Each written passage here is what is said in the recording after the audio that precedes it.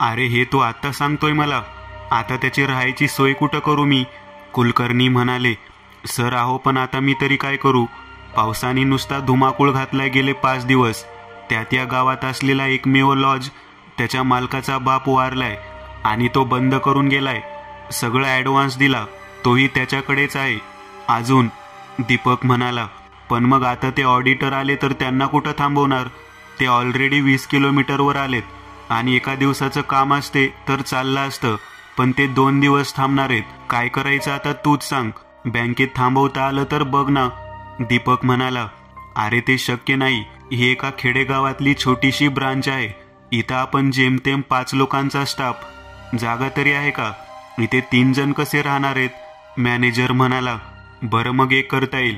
पाटलांना विचारायला लागेल. त्यांचा वाडा मोठा आहे. ते तयार झाले तर तिथं सोय करता येईल. दीपक म्हणाला, गुड, व्हेरी गुड आयडिया. थांब मी त्यांना लगेच फोन करतो. कुलकर्णींनी पाटलांच्या घरच्या नंबरवर फोन लावला. नमस्कार पाटील, मी कुलकर्णी बोलतोय. बोला साहेब, कशी आठवण काढलीत आज? पाटील म्हणाले, अहो एक मदत हवी होती. आज बँकेचं ऑडिट सुरू झालंय. ऑडिटर लोक 2 दिवस इथंच थांबणार आहेत, पण गावातल्या लॉजचा प्रॉब्लेम झाला. त्यात या पावसाने नको नको केलंय. ते वेगळं, सर्किट हाऊसवरही सोय झाली नाही त्याची. तर माझं असं म्हणणं होतं, तुमच्या वाड्यात आजची रात्र सोय होऊ शकेल का? कुलकर्णी म्हणाले, शक्य नाही साहेब. पाटलांनी नकार दिला. अहो पण का? इतका मोठा वाडा आहे, कितीतरी खोल्या रिकाम्या आहेत. त्यात ते 3 जण होतील की ॲडजस्ट? पाटील प्लीज, हे लोक RBI मधून येत आहेत. त्यांच्या देखभालीत काही कमी राहिली तर ते वर रिपोर्ट करतील आणि मग तुम्ही घेतलेली आणि न फेडलेली कर्ज सगळंच पितळ उघडं पडेल. मोठी इन्क्वायरी होऊ शकेल. उलट तुम्ही जर त्यांची व्यवस्थित सोय केलीत तर तेही खुश होतील. कुलकर्णी म्हणाले. पाटील जरा विचारात पडले. पाटलांनी बँकेत शेतीसाठी कर्ज घेतलेलं होतं. 70 लाख रुपये शेतीसाठी घेऊन त्याने एक नवीन कोरी BMW घेतली होती आणि ही तर गेल्या वर्षातली केस. याआधीही बनावट नावावर अनेक कर्ज घेऊन ती NPA केली होती आणि खरं त्याचसाठी बँकेचं सेंट्रल ऑडिटसाठी नाव आलं होतं. पाटील जरा विचारात पडला. बरं साहेब, ठीक आहे, करतो मी व्यवस्था. पाटील तयार झाला. फोन ठेवून दिला.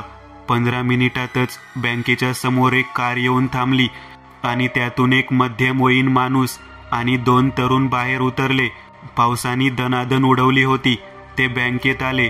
या साहेब या, कुलकर्णी म्हणाले.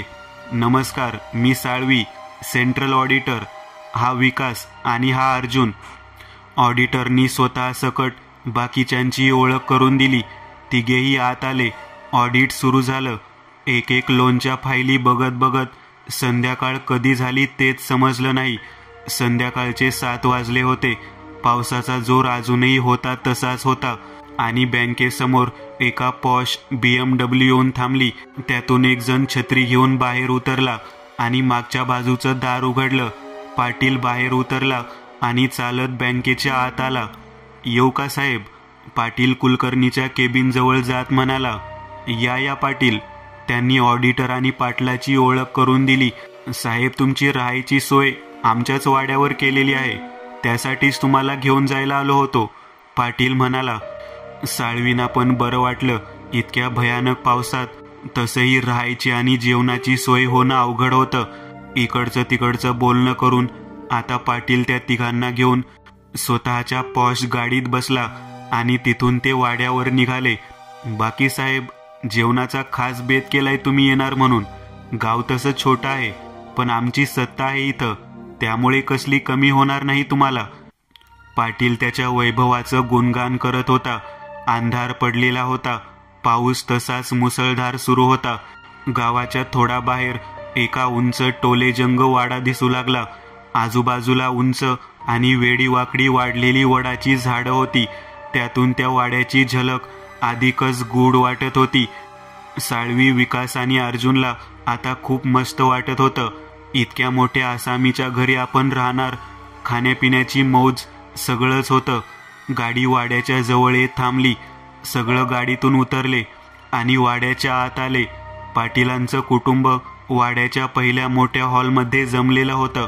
पाटलाची 3 मुलं, 3 सुना, त्याची बायको आणि घरातले 5 नोकर असे सगळेच जण त्यांच्या स्वागतासाठी थांबलेले होते. एक एक करत सगळ्यांच्या ओळखी पाळखी झाल्या.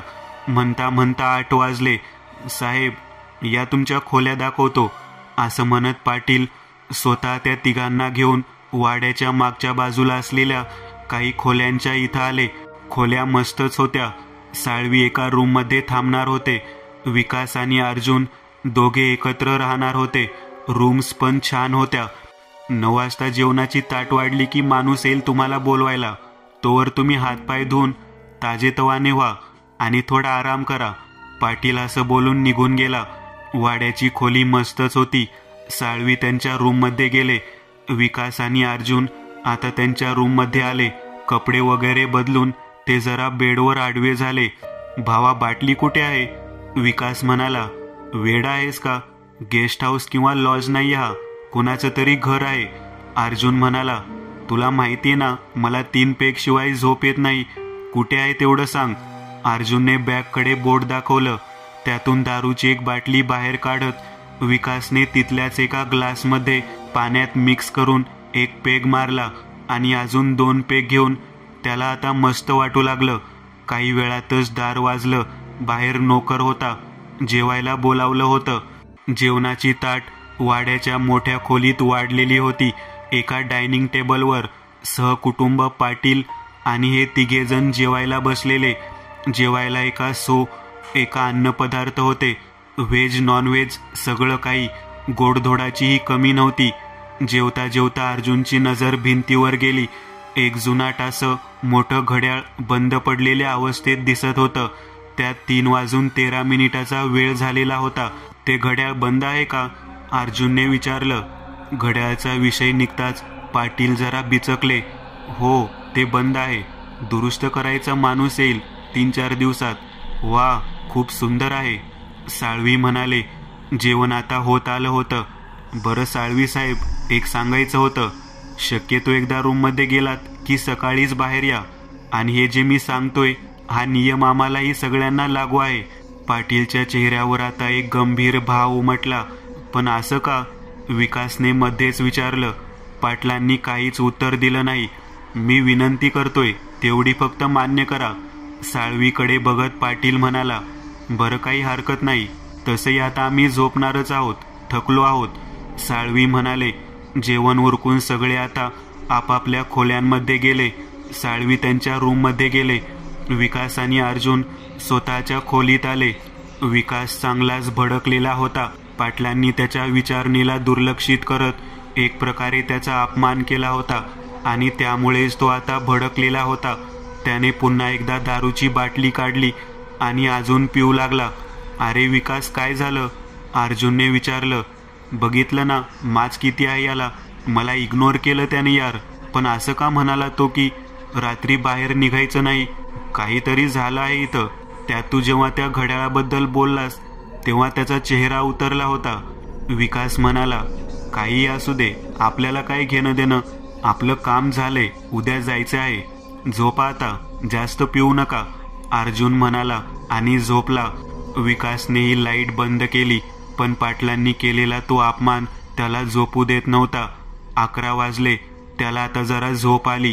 तो आता झोपला. पण जास्त दारू पिल्याने त्याला मध्यरात्री तहानेने जाग आली. तहान लागल्याने घसा कोरडा पडला होता. तो उठला. घड्याळात त्याने वेळ बघितली. 1:10 झाली होती. 2-3 मिनिट झाली. तो उठला. जगमधलं पाणी 3-4 घोटा इतकंच शिल्लक होतं. त्याने ते प्यायला, पण तहान जास्त लागलेली. काय करायचं आता? दारूची नशा आता अधिकच जाणवत होती. तो खोलीतून बाहेर यायला निघाला आणि घड्याळाच्या टोल्यांचा आवाज आला. घड्याळाचे एकूण 3 टोले पडले, पण तो आवाज मोठा होता. तो दारातून बाहेर आला आणि आता तो त्या रूमपासून आता मुख्य खोलीकडे चालू लागला. कारण किचनकडे जाणारा रस्ता तिथूनच होता. हॉलमधले लाईट्स सुरू होते. हॉलमध्ये नोकर स्तब्ध उभा होता, अगदी एखाद्या पुतळ्यासारखा. काहीच हालचाल करत नव्हता. डोळ्याची पापणी देखील हालत नव्हती. त्याच्याकडे बघून असं वाटत होतं जणू तो कुठेतरी धावत निघाला असावा आणि मध्येच स्तब्ध झाला असावा. विकासला काहीच कळत नव्हतं. घड्याळाचा अजून एक टोल पडला आणि विकास दचकला. त्याचं लक्ष घड्याळाकडे गेलं. तेच घड्याळ जे मगाशी बंद होतं आता चालू झालेलं. त्यात 1:20 झाली होती. ओ काका, अहो असे काय उभे आहात इथं? विकास म्हणाला, पण नोकरांनी काहीच प्रतिसाद दिला नाही. विकासच्या मनात भीती दाटून आली. तो आता किचनकडे आला आणि त्याचं डोकंच बधीर झालं. किचनमध्ये असलेली एक नोकरानी पाणी पित होती आणि त्याच अवस्थेत स्टॅच्यू झाल्यासारखी स्तब्ध उभी होती. तिच्याही डोळ्याची पापणी लवत नव्हती. तिचा हात वर भांड धरून होता आणि मान वरच्या बाजूला होती. विकासला काहीतरी विचित्र होतंय हे जाणवत होतं. त्याचं कुतूहल आता वाढू लागलं. तो आता बाहेर आला. त्याची नजर फिश टँकवर गेली आणि आता मात्र त्याच्या डोक्याला मुंग्याच आल्या, कारण फिश टँक मधले मासे देखील स्तब्ध झालेले. तिथून नजर त्याने खिडकीशी असलेल्या पोपटाच्या पिंजऱ्याकडे फिरवली. पिंजऱ्यातला पोपटही पुतळा झाल्यासारखा स्तब्ध होता. नक्की हे काय होतं? माणूस तर माणूस, पण प्राणी देखील असे स्तब्ध का झाले होते? हा प्रकार नक्की आहे तरी काय? पुन्हा एकदा 5 मिनिट झाली असतील. अचानक घड्याळाचे टोले पडले आणि कान सुन्न करून गेले. विकासची दारूच उतरली होती. वाडा पूर्णच शांत होता. नोकराच्या स्तब्ध शरीराजवळ येत त्याने नोकराच्या छातीवर हात टेकवला आणि आता त्याला हादरा बसला. नोकराचं हृदय बंद पडलेलं होतं, पण पुढच्या क्षणी जे झालं ते पाहून विकासची दारूच उतरली. इतकं भयानक होतं ते. नोकराच्या छातीवर जिथं त्याने हात टेकवला होता तिथे एक चीर पडायला सुरुवात झाली आणि ती चीर पसरत पसरत त्याच्या खांद्यापर्यंत गेली आणि नोकराचा हात खांद्यापासून निखळून एखाद्या पुतळ्याच्या हातासारखा शरीरापासून तुटून खाली कोसळला आणि एखाद्या पुतळ्याच्या तुटलेल्या हातासारखे त्याचे जमिनीवर कोसळताच तुकडे झाले. यात रक्ताचा लवलेशही नव्हता. विकास दचकून मागे सरकला आणि आता त्या नोकराच्या शरीराचा अक्षरशः चुरा होऊन ते सगळंच शरीर मातीत मिळाल्यासारखं जमिनीवर पडलं. खाली आता फक्त त्याच्या कपड्यात असलेला काळ्या मातीचा ढीग दिसत होता. विकासच्या तोंडून किंकाळी बाहेर पडली. इतका तो सुन्न झालेला. विकास काही वेळ तिथं तसाच उभा राहिला. घड्याळात पुन्हा एकदा टोले पडल्याच्या आवाजाने तो जागा झाला. कुतूहल त्याला स्वस्थ बसू देत नव्हतं. तो आता तिथून पायऱ्या चढू लागला आणि पहिल्या मजल्यावर आला. कोणीतरी आपल्या अगदी पाठीमागे असं त्याला एक क्षण जाणवलं. त्याने वळून मागे पाहिलं, पण मागे कोणीच नव्हतं. कुतूहल आणि भीती या दोन्ही भावना एका वेळी तो अनुभवत होता. तो आता पहिल्या बेडरूम जवळ आला. खिडकीतून त्याने पहिल्या खोलीवर नजर टाकली, पण कोणीही नव्हतं. बेड रिकामा होता. लाईट चालूच होत्या. आता एक एक करत त्याने बाकीच्या सगळ्या खोल्या चेक केल्या. सगळ्याच खोल्या रिकाम्या होत्या. वर एक अजून मजला शिल्लक होता. अख्खं कुटुंब गायब झालं तरी कुठं? त्याने स्वतःलाच विचारलं. आता तो वरच्या मजल्याच्या पायऱ्या चढत वरती आला. वर एक मोठा हॉल होता. त्या हॉलला दार नव्हतं. हॉलच्या मधोमध पाटील, त्याची बायको, त्याची मुलं आणि सुना गोल करून बसलेल्या होत्या. सगळ्यांच्या अंगावर पांढरे कपडे होते. पुरुषांनी पांढरं धोतर आणि पांढरा सदरा आणि बायकांनी पांढऱ्या साड्या घातलेल्या. मध्यभागी एक मोठा गोलाकार परीघ तांदळाने तयार केलेला होता. नीट बघितल्यावर तो परीघ एखाद्या घड्याळाची आठवण करून देत होता. एक वर्तुळ, त्याला आतल्या बाजूला 13 काटे तांदळानेच रेखाटलेले दिसत होते. मध्यभागी एक तांदळाचा छोटा ढीग, ज्यावर एक 10 सेंटीमीटर आकाराचा सोन्याचा विंचू ठेवलेला. ते सगळेही तसेच स्तब्ध झाले होते, अगदी जसे खालच्या खोलीत नोकर, फिश टँक मधले मासे आणि तो पिंजऱ्यातला पोपट स्तब्ध झालेले. हळूहळू चालत विकास ते लोक बसलेले त्यांच्या जवळ आला. सगळे अगदी होते त्या अवस्थेत स्तब्ध झालेले. पाटीलचा हात त्या सोन्याच्या विंचवाकडे रोखलेला होता. पाटलाच्या बायकोची मान पाटलाकडे वळालेली. डोळे सगळ्यांचेही उघडेच होते. विकास आता त्यांच्या बाजूला होता. हे सगळं आहे काय? कुठली तरी गुप्तधन प्राप्ती करायची अघोरी साधना तर नाही? तीच असणार. अच्छा, म्हणून हा म्हणत होता की रात्री बाहेर निघू नका. इतक्यात त्याची नजर खोलीतल्या खिडकीकडे गेली. विकासचं डोकं आता वेगळ्या दिशेने विचार करू लागलं. खूप पैसा आहे यांच्याकडे, यांच्या या अवस्थेचा फायदा घेऊन थोडे पैसे चोरले तर कोणाला कळणार नाही. इथं CCTV फुटेज वगैरे काहीच नाहीये. विकास हे मनात इमले बांधू लागला आणि तितक्यात पुन्हा एकदा घड्याळाचे टोले पडले. विकासने स्वतःच्या घड्याळात बघितलं. आता 1:45 झाली होती. हळूहळू चालत वर्तुळाच्या मध्यभागी ठेवलेल्या सोन्याच्या विंचवाची प्रतिकृती उचलायला पुढे आला. पण का कुणास ठाऊक आता खोलीतलं वातावरण अचानक बदलू लागलं. तिथे श्वास घेणे कठीण होऊ लागलं. खूप नकारात्मकता जाणवू लागली. वातावरण इतकं बदललं की घुसमटल्यासारखं होऊ लागलं. खोलीत अचानक कुठून तरी धूर पसरल्यासारखा वाटू लागला. विकासला काही कळत नव्हतं. काहीतरी विचित्र घडत होतं आणि अचानक त्याच्या कानाशी कसली तरी विचित्र आवाजातली पुटपुट ऐकू येऊ लागली. रसरस सरसर असं काहीसं त्याला ऐकू येऊ लागलं. त्याने दचकत मागे पुढे आजूबाजूला सगळीकडे बघितलं. तिथे कोणी नव्हतं.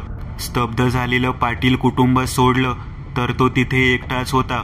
त्याची नजर पुन्हा त्या विंचवावर खिळली. इतका चमकदार अस्सल सोन्याचा तो विंचू बाजारात कमीत कमी काही नाही तर 3-4 लाखाला सहज विकला जाईल या विचाराने तो त्या लोकांच्या जवळ आला. त्याने विंचू उचलायला हात पुढे सरसावला आणि नजरेच्या कोपऱ्यातून त्याला खोलीच्या एका कोपऱ्यात कसली तरी हालचाल जाणवली. त्याने नजर त्या दिशेला वळवत हात आवरता घेतला आणि त्याच्या काळजाचा थरकाप उडाला. कोपऱ्यात एक विचित्र असं मानव सदृश शरीर दिसत होतं. पूर्ण त्वचा पांढरी पडलेली, डोक्यावर विरळ असे पांढरे केस आणि एक पांढरी जाडसर मिशी, त्वचा सुरकुतलेली. अंगावर एकही कपडा नव्हता. फक्त कमरेभोवती गुंडाळलेला एक पंचा होता. सुईसारखे टोकदार दात आणि त्याच्या हातात एक रक्तात माखलेला मानवी पाय होता, गुडघ्यापासून उखाडलेला. ते जे काही होतं ते तो पाय आता लचके तोडत खात होतं. अचानक विकासला पायाशी काहीतरी जाणवलं. त्याने खाली बघितलं आणि एक आर्तकिंकाळी त्याच्या तोंडून बाहेर पडली. कारण त्याला गुडघ्याच्या खाली पायच शिल्लक राहिलेला नव्हता. त्याचाच तो पाय ते जे काही खात होतं ते खात होतं. विकास जागीच खाली कोसळला. त्याचा कुणाला धक्का लागला नाही. हे नशीब. विकासच्या तोंडून फुटलेली ती किंकाळी ऐकून आता पुढे जे झालं ते भयंकर होतं. खोलीच्या 4 खिडक्यांमधून अगदी त्याच विचित्र माणसासारखी दिसणारी एकूण 7 माणसं भिंतीवर पालीसारखी सरपटत त्या मोठ्या हॉलमध्ये आली. आता ते 8 जण होते आणि तिथं स्तब्ध झालेलेही 8 जणच होते. त्या सगळ्या माणसांमध्ये 4 मानवी शरीर पुरुषांसारखी आणि बाकी 4 स्त्रियांसारखी भासत होती. 4ही पुरुष हुबेहूब एकसारखे दिसत होते आणि 4ही स्त्रिया हुबेहूब एकसारख्याच दिसत होत्या. स्त्रियांच्याही अंगावर कमरेला एक पंचा आणि वरच्या अंगावर एक पांढरं वस्त्र होतं. स्त्रियांची केस मध्ये ओरबाडून उपटलेली आणि पांढरी होती. चेहरे तसेच पांढरे आणि सुरकुतलेले. भिंतीवरनं सरपटत ते सगळे खोलीत आले आणि पुढच्या क्षणात जे काही घडलं ते विकासला काहीच समजलं नाही. कान आणि मेंदू सुन्न झालेला.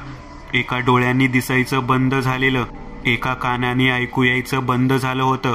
क्षणभरासाठीच तो भानावर आला आणि जमिनीवर सगळीकडे त्याला फक्त रक्तच रक्त दिसत होतं. त्याच्या उजव्या पायाशी त्याला रक्तात भिजलेला एक माणसाचा मोठा तुकडा दिसत होता, जो आपोआप हालत होता.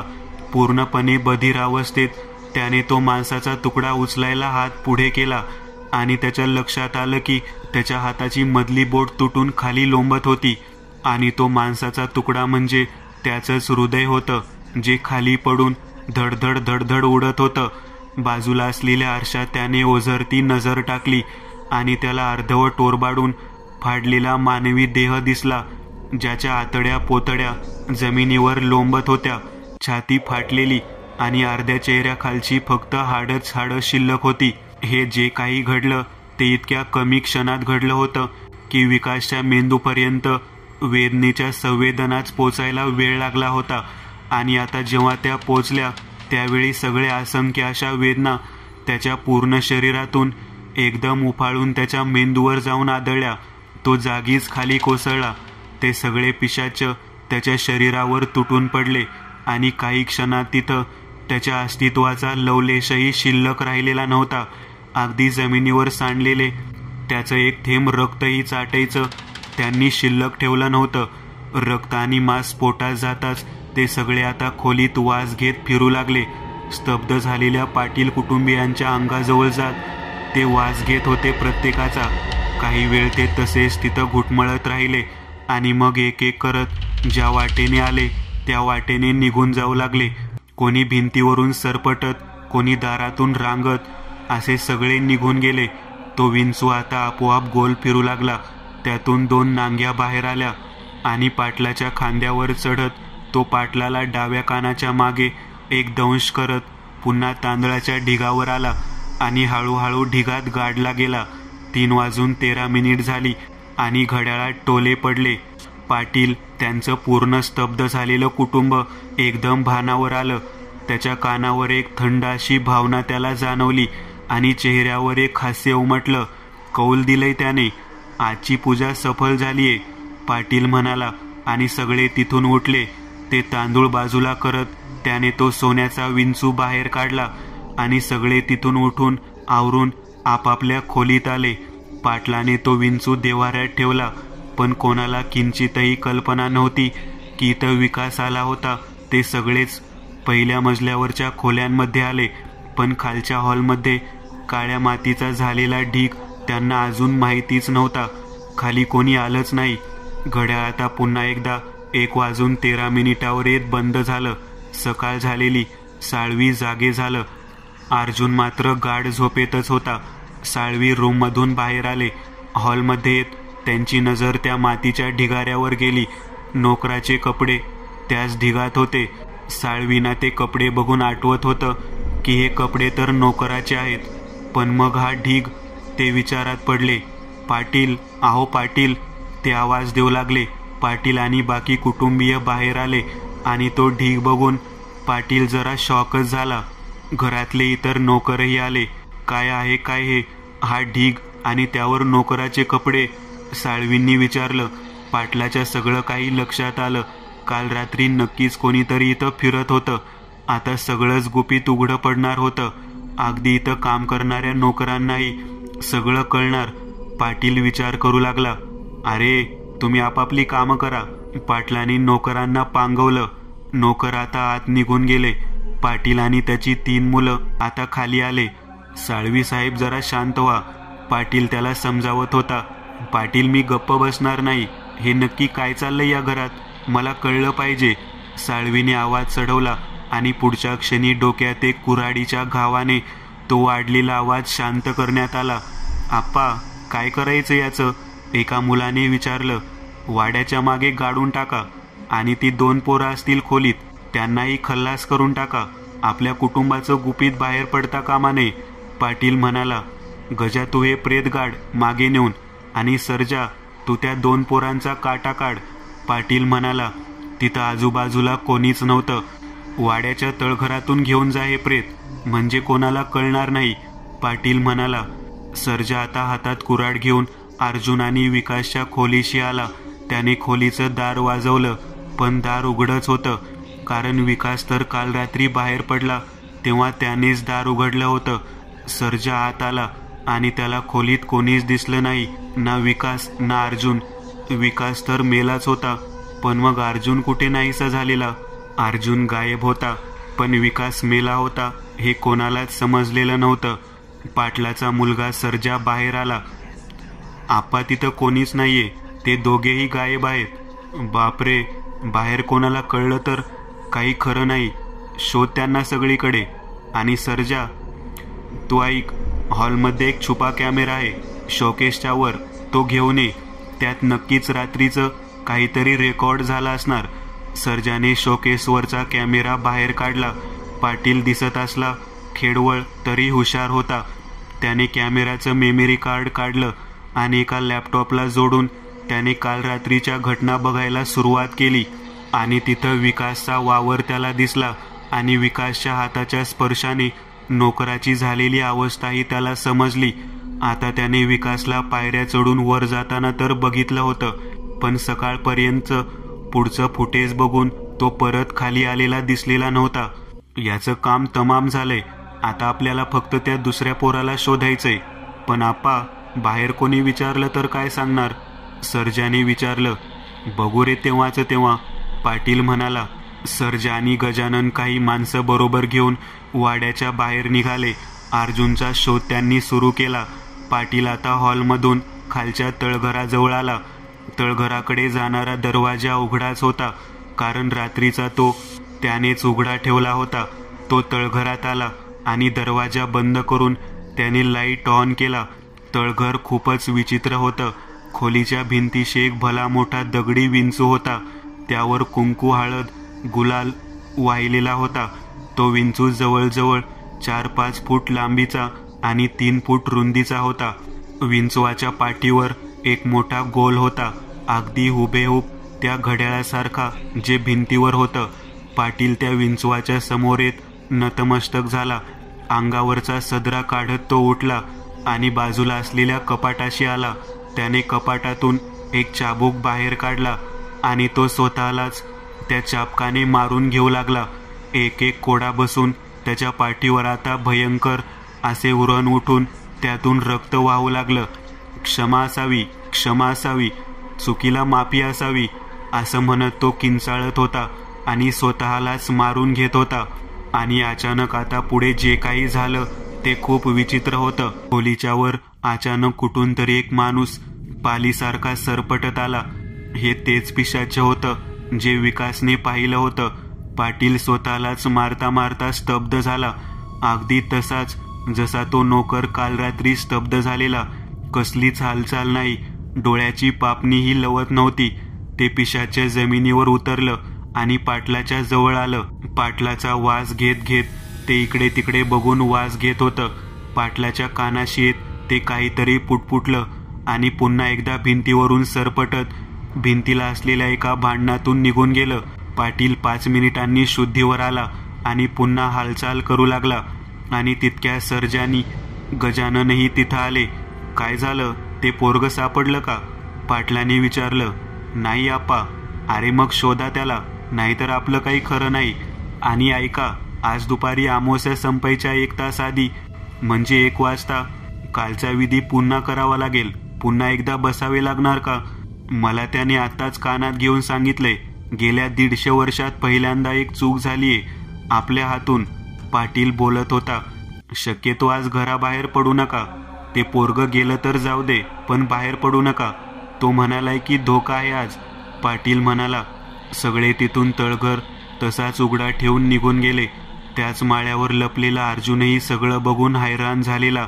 हे सगळं घडत असताना त्यांना एका गोष्टीची बिलकुल कल्पना नव्हती की अर्जुन हे त्याच तळघराच्या माळ्यावर लपून ऐकत होता. पहाटे साळवी बाहेर आल्यानंतर त्यांच्या काही वेळातच अर्जुनही मागे आलेला होता. साळवी जेव्हा पाटलाला आवाज देत बोलत होते तेव्हा ते अर्जुनने ऐकलं होतं. आणि मग साळवीची हत्या झाल्यावर मात्र त्याला एक गोष्ट समजली होती की जर तो बाहेर पळाला तर त्यालाही किरकोळीत पकडतील. पण या वाड्यात त्याला कोणी इतक्या बारकाईने शोधणार नाही. त्यामुळे त्या खोलीच्याच मागच्या बाजूला असलेल्या एका मार्गाने तो तळघरात आलेला. साळवी सर तर मेलेच, पण विकासचं काय झालंय? आणि आता मी जे पाहिलं ते काय होतं? पांढऱ्या रंगाचं ते पिशाच होतं की मनुष्य? अर्जुनला आता तिथून काहीही करून सटकायचं होतं, पण तो इतक्या सहजासहजी ते करू शकणार नव्हता. त्याला आता 1 वाजेपर्यंत थांबावंच लागणार होतं. पण साला हे नक्की होतं काय? त्या तळघराच्या खोलीला लागून अजून एक खोली होती. त्या खोलीत आपण जास्त सुरक्षित असू असं त्याला वाटत होतं. तो हळूच माळ्यावरून उतरला आणि शेजारच्या खोलीत शिरला. त्या खोलीचं दार वरचेवर लोटलेले. ती खोली जरा विचित्रच होती. काळ्या दगडात बांधलेली ती खोली होती. खोलीत 2-3 जुनी कपाट सोडली तर खोलीच्या एका कोपऱ्यातून वरच्या मजल्याला जायला एक लोखंडी शिडी भिंतीला संलग्न केलेली दिसत होती. अर्जुन खोली तिकडे तिकडे बघू लागला. मोबाईलच्या टॉर्चच्या प्रकाशात तो खोलीच्या भिंतीवर कोरलेली चित्र बघू लागला. ती खोली अशी वाटत होती जणू ती खोली या वाड्याचा भागच नसावी. जशी जुन्या संस्कृतीचे अवशेष जमिनीतून प्रकट होतात तसं काहीसं ते दिसत होतं. तो आता त्या भिंतीवर बघू लागला. एक मोठा विंचू कोरलेला होता. त्याच्या तोंडातून 2 नांग्या बाहेर आलेल्या दिसत होत्या. विंचू अगदी हुबेहूब तोच होता जसा तळघरातला मोठा दगडी विंचू दिसत होता. त्याच्याही पाठीवर ते तेज घड्याळासारखं गोलाकार चिन्ह होतं. विंचवाच्या भोवती गोलाकार रचनेत काही माणसांची शिल्प कोरलेली होती. आता थोडं लांब जाऊन त्याने ते शिल्प नीट पाहिलं आणि त्याला जाणवलं की त्या कोरलेल्या शिल्पात विंचवाच्या आणि त्या मानवी आकृतीच्या भोवती अगदी फिक्कट अशा प्रकारचे पिशाचे सदृश शिल्प कोरलेली दिसत होती. अगदी तशीच जसा त्याने तळघरात तो मानव सदृश देह बघितला होता. त्याची नजर आता त्या विंचवाच्या पाठीवर असलेल्या गोलाकार घड्याळाकडे गेली. त्या घड्याळावर अतिशय बारीक अशा मानवी आकृती जागोजागी कोरलेल्या. अर्जुनला काही कळलं नाही. तो डोकं लावून विचार करू लागला, पण काही समजलं नाही. काही वेळ तो तिथंच लपून होता. किती वेळ झाला याचा त्याला अंदाजच आला नाही. अचानक घड्याळाचे ते टोले पडले. त्याने घड्याळात बघितलं. आता 1:15 झाले होते दुपारचे. ते अघोरी विधी कदाचित याच ठिकाणी करणार असतील तर मी पकडलो जाईल, असा विचार करत तो आता शिडीने चढत चढत वरच्या मजल्यावर आला. दुसऱ्या मजल्यावर येऊन ती शिडी संपत होती. एका खिडकीतून त्याने आत नजर टाकली. आता तो त्याच हॉलमध्ये होता जिथं काल रात्री पाटील कुटुंब तो विधी करत होतं. ते सगळे स्तब्ध झालेले होते. एकूण 4 जोडपी पांढऱ्या कपड्यात आणि स्तब्ध अशी बसलेली पाहून अर्जुनचं डोकंच चक्रावून गेलं. हे सगळे असे काय पुतळा झाल्यासारखे बसलेत. आणि तितक्यात घड्याळाचे टोले पुन्हा पडले आणि मधोमध ठेवलेला सोन्याचा विंचू आता हालचाल करू लागला.